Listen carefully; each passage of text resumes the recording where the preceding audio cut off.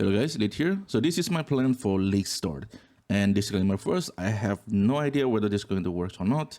And I'm only going to focus on Act 1, basically from 0 until the setup is up and ready. Because everything after that is, I'm just going to wing it. So I have no idea what's going to happen on 0.2 launch. So this is just a rough plan. That's about it. So let's get started. The first one, we will start on the river banks. And here you get your Wither 1.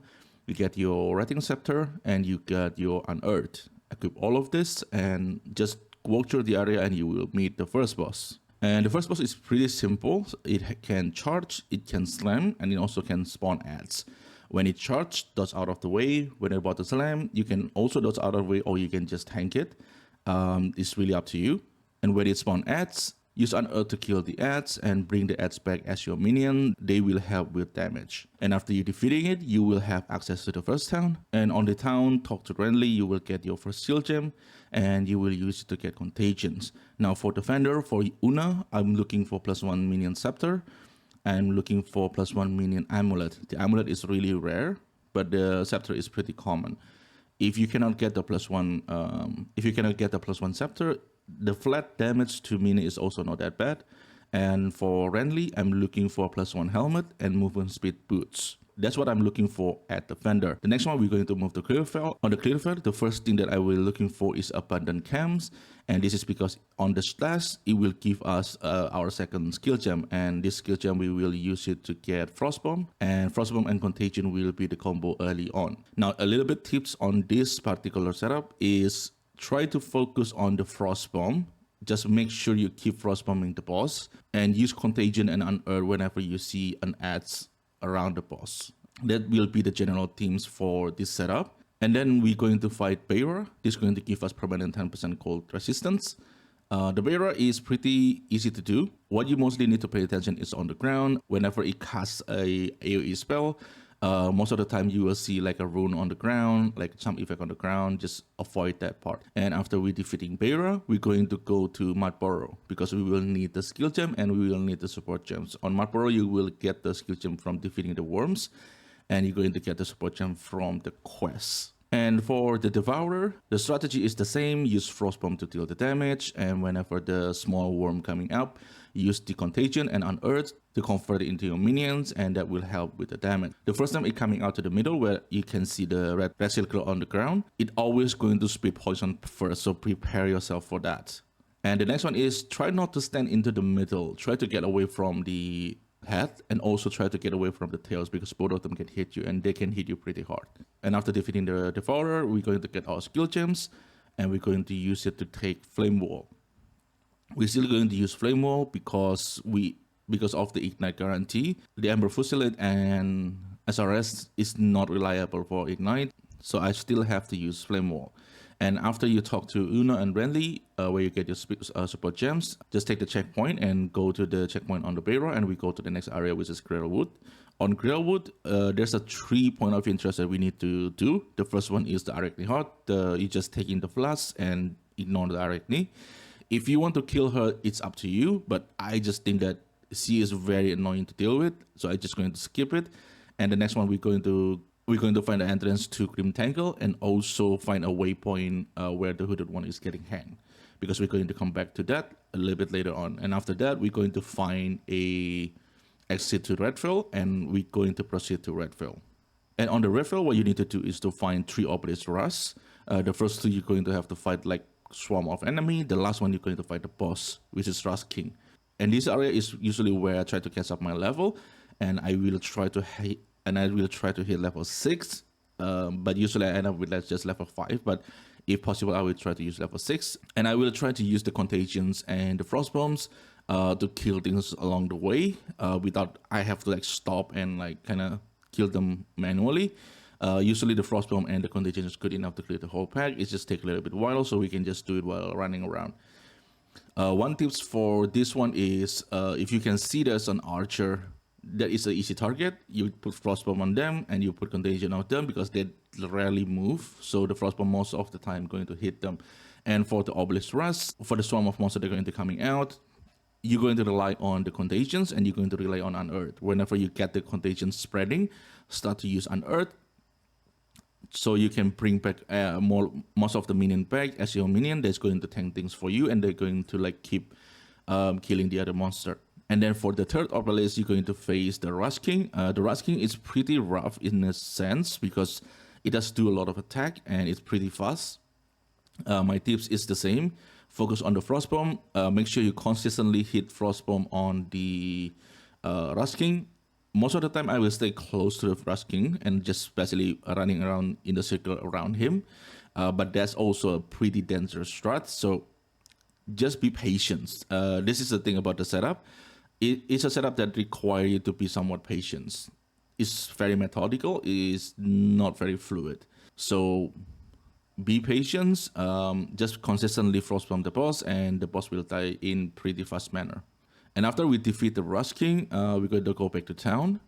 And after going to town, you can talk to Renly and take the spike. And we're going to go back to the waypoint on Grelwood. We're going to use the spike to break the runic shield, and that will free the hooded one. And we go back to the town.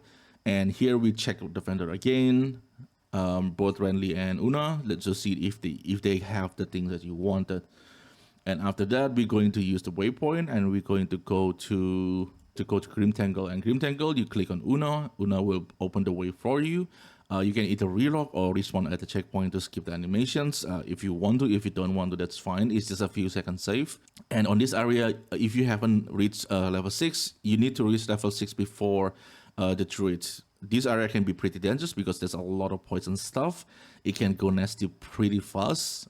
And after you reach level 6, use your skill gem level 3 that you get from Rush King and choose Skeleton Sniper. And then equip the Skeleton Sniper. Don't forget to spawn the Skeleton Sniper. And after that, you have 1 support gems. And you use it to put Skeleton Shot on the Skeleton Sniper. Now the Skeleton Shot does get nerfed. So technically speaking, we're going to do less DPS. But I think it's probably fine. And the next one, we're going to try to kill the druid. This druid going to give you another support gems, which you're going to need. The general playstyle with gas arrow and flame wall is you put the gas arrow down, you push the frostbomb down, and when the boss is active, it's better to wait a little bit, like 1 or 2 seconds, because usually when unique bosses like this spawn, it have some sort of timer where it's going to have a lot of like damage reduction. So wait like 1 second and then flame wall them, and it will explode the gas arrow. And after that, it's the same thing. You try to gas arrow again and explode it again. And after we kill the druid, we're going to go to the next zone, which is cemetery. And on the cemetery, you're going to look for 2 points of interest, which is the 2 mausoleum. And there you're going to fight 2 bosses, and you're going to get 2 ski, which you're going to use to open the gate to the graveyard, and you're going to fight the big zombie bosses there. So the Mausoleum Operator, the boss is pretty rough because this boss can be very aggressive. But my tip is just try to keep your distance away because sometimes he can catch a lot of things and he's just standing around, so it's not that hard to aim the gas arrow and stuff. And after you defeat it, get the key, and we're going to find another mausoleums, which is Tomb of the Consort. And on this one, there is a part where you can get support gem here if you want to. For me personally, if I can find it on my way, I will take it. But if I'm not finding it, I'm just going to skip it. That's usually how I will approach it. Now, for a clear like this, where you have a lot of monster, but the area is not big, what I would suggest is use your unearth. And on this one, you can see that I'm not really using it to bring back the minions, but the safe way to do it is just using your unearth, like resurrecting the corpses, and basically use the minion to like clear it all the way through. That is the safe way to do it. I'm just trying to do it as fast as I can, which is probably not a very good idea to do on the league start. And on the boss, this boss is pretty easy to do because it's mostly just going to stand around. And the usual stuff, you gas arrow and you put frost bomb, and then you put the flame wall, and they going to die pretty fast. And after we defeat her, we're going to take the key. And here I just choose to use the portal. You don't have to, but you can use the portal and use the waypoint and teleport back to the cemetery because the gateway is directly beside the waypoint. So we're going to click the gate and we're going to move on the checkpoint. After you get to the checkpoint, you can respawn at checkpoint. This is going to skip the animations where the guy going to like have a lot of speech, so we can skip all of that. On this one, it's the same thing, but this boss can be pretty dangerous. It does hit really, really hard, so be careful with that one. Keep your distance and use the tomb on the middle to just basically hiding the boss around. And that's generally how I do this boss. And when you kill the boss, take the quest item and all the loot and come back to Clearfell and come back to town and talk to Una. It will use the ring to resurrect the hooded one, and you can check randomly for like stuff if you can see if you can find anything on that one. And after that, you can talk to the hooded one and then talk to Una and try to see if Una have something that you need. And the next area will be the hunting ground. And for the hunting ground, there's several point of interest. What I usually do on this area is just I'm going to walk around the edges. You're going to have access to Freyhorn, and you're going to have to face the Clearfell. And there is also a rituals rares. It's pretty easy to kill. That one will give you support gem, which usually what I do because the rare is pretty easy to kill. And then you're going to have and you're going to find the access to Ogham Land. So for me personally, I'm just going to do whatever I found.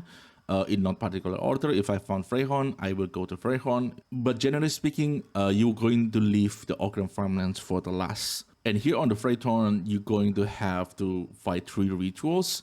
The monster here is pretty annoying because they coming in like one by one, and this is actually an area that it's just a really painful experience here because of how our setup works. But we can use the same method, use the unearth to get the minions and throw gas arrow, and then don't have the gas arrow that will help with prayers and all that stuff. Generally speaking, just try to be patient.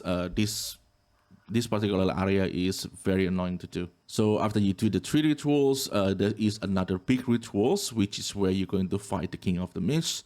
And for the King of the Mist, it's generally pretty easy fight as long as you keep your distance. There's a debuff where if it's red, you shouldn't move, and if it's green, you should always move. For me personally, I always mistake that. I always forget about that part. So most of the time, I'm always getting stunned there. But if you can avoid that, please avoid that. And after you defeat the King of the Mist, you're going to get your spirit, and you're going to get your first spirit gem, which you're going to use for SRS. And at this point, you're also going to use your skill gem that you get from the big zombie guy to take Ember Fusilade. Also, after defeating the king, we can go back to town, sell everything, and once again check Una, check Renly to check if they got what you wanted there. And also don't forget to talk to Finn. He will give you charm. He will give the charm that you need. Generally, I will choose separate charms unless I already get the charms, and I will take the Topaz charm because Topaz charm is the one that I'm going to need for the Act 2. And after you conclude the business on the town, teleport back to the hunting ground. Either you finish the objective that you haven't found, and then if you already found everything, then you just proceed to Ogham Farmland.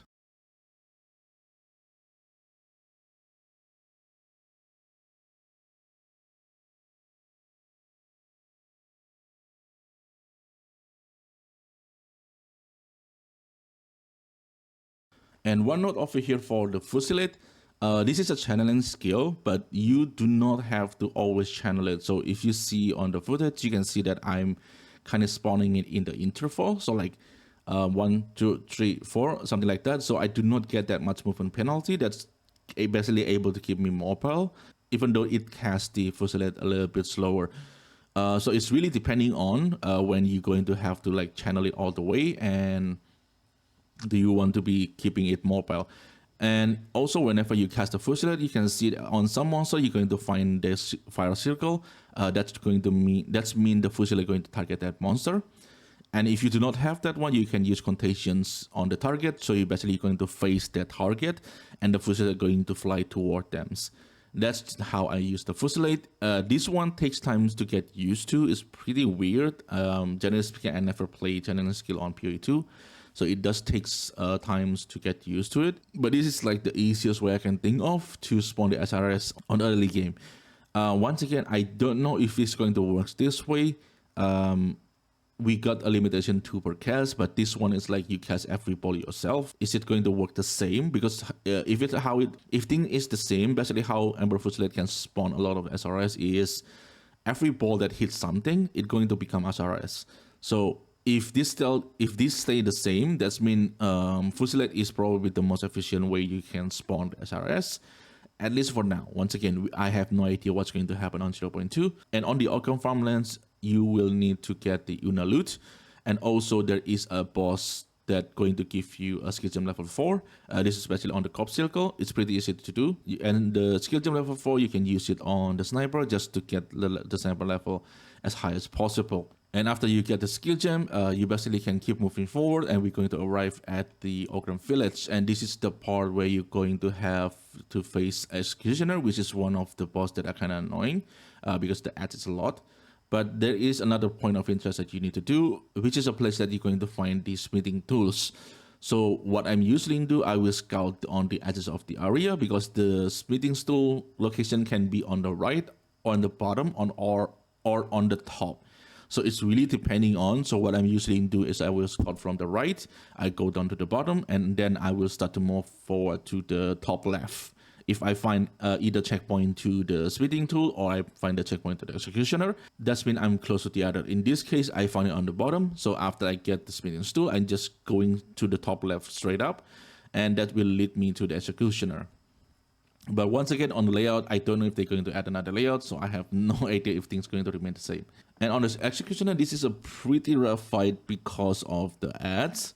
So for the ads, my tips is just use the contagion. The contagion is basically the one that's going to kind of helps a lot with the ads. And be careful with the skill from the executioner. It's pretty slow, but it's going to one-shot you. So the contagion is the one that's going to help you clean the ads. And in this one, I'm not really doing very good job for the contagions.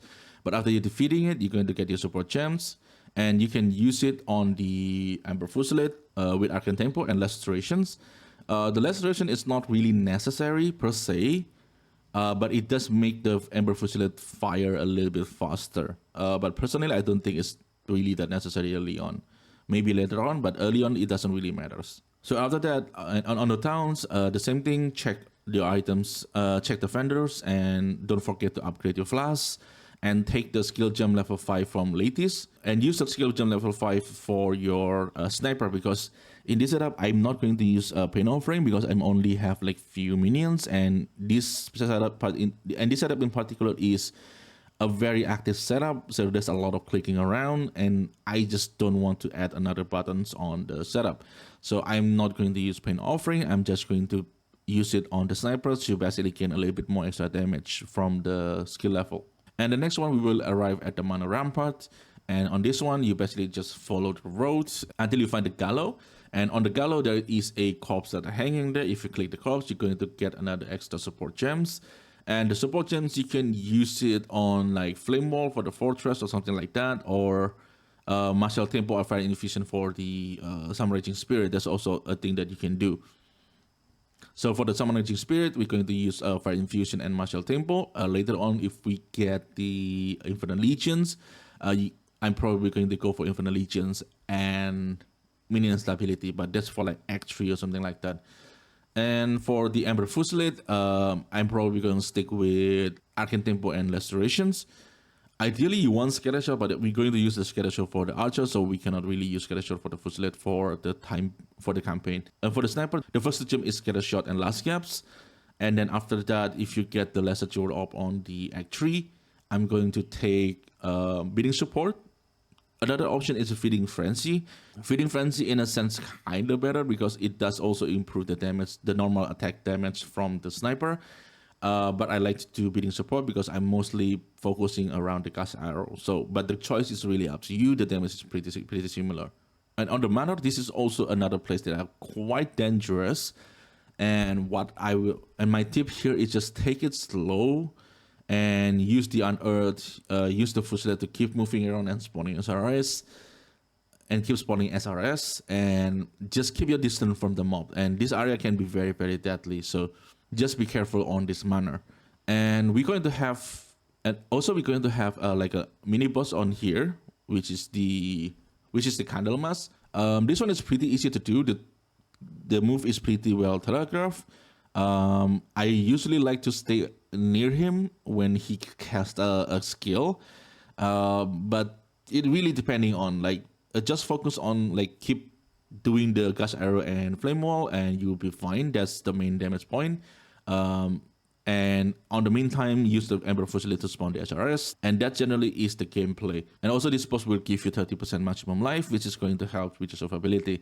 And after you travel all the way to the manor, at the end of the line, you're going to get to the Act 1 bosses. Now, for the Act 1 bosses, it can be pretty rough. It can get pretty rough, but one thing that I always do is I always going to pre-fire the gas arrow and summon the Fusilier. And when the boss spawn, I will use the flame wall, and then I will keep casting the Fusilier and casting the gas arrow. That's basically the entire gameplay. To be honest, it's a lot easier to do it with flame wall, but the flame wall and RS is just gone, so we're just going to have to get used to the new setup. And also, when you get the Keanu health below half, it will start a dialogue, and I mean, you probably have to running around because you cannot really kill him. And then it will transform into wolf, and it will go into phase 2. On the phase 2, it's the same thing, gas arrow and flame wall to explode, and keep casting the Fusilier to spawn the SRS. That's basically about it. It does several skills, but it does have several skills too, but it's pretty well telegraphed. Just try to not get hit by the skills. And just be patient. This is the main tip that I will give to people who want to try the setup. Be patient, because it does take me a while to get used to the playstyle, and I can see how this can become a problem for other people. So yeah, this is my plan basically, and everything after this, I'm just going to wing it and hope that it works. Once again, on the 0.2, with all the nerf and all the changes, I will just come with a mindset that this is just a new game and everything will be different and all that stuff. And for the passive tree, this will be on POP, and I will link the POP on the descriptions, but I will not have any setup for like the end game or anything like that. I just don't feel like I'm going to practice everything, so I'm just going to wing it. But so the POP will just to describe the setup. So the first thing, you're going to go through the minion node. It's pretty obvious. And after this, I will move to here, to Restless Dead. And all the attribute, just take the attribute that you need. You're probably going to need 1 dex and 1 strength, and put the rest on intelligence. But if you get accepted on a higher level, you probably have to allocate few strength node. And after allocated Restless Dead, I'm going to go for Growing Swarm. And after that, I'm going to go for this node over here. And I'm going to take the Relentless Fallen. And after this, I'm going to take Necrophase Flash. This is going to give a lot of life for the minions. And now, there's a 2 node here that are going to give minion damage. I'm going to take 2 of them. And 2 of these will give accuracy. Now, you will need some accuracy a little bit later on. But I'm really not sure, maybe around Act 2 to Act 3. But I usually just going to leave these 2 alone for now. And I'm just going to go up and basically rush to a lot of horrors. And after that, I get a lot of horrors. I will go to this node of this cluster over here, which basically going to give me minion damage and also minion life. With this said, this passive tree probably not going to remain the same. Take it with a grain of salt. I would have no idea what they're going to change on the skill tree, because they do add some new things. I don't know if they change some things, some positions on things. So there will be a lot of improvisation if they were to change anything. For the endgame, which is mapping, I will probably start with Maneuver Matters until I can get a decent amount of ES on my gear. And after that, I will start to move to Energy Shield. This is basically the scout plan. This is what I can think of within this short period of time. So if you like the content, consider like and subscribe. That will help the channel a lot. And thank you everyone for watching. And I will see you at the lake start. And good luck.